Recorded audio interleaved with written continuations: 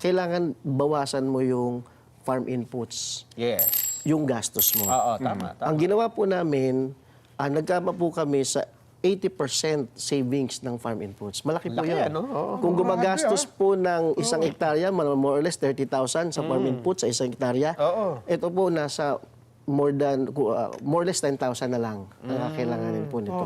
So malaki pong savings. At the same time, itataas niyo po yung amin. Kung karaniwang ani po nila doon ay nasa 70 to 80 kaban. Per Umani hectare? po per hectare. Ang dami na. Opo. Umani po na ginamitan po ng ating Upagro fertilizer ng 143 kaban. Ang kapag-dami naman yan. Opo. 100, ano po?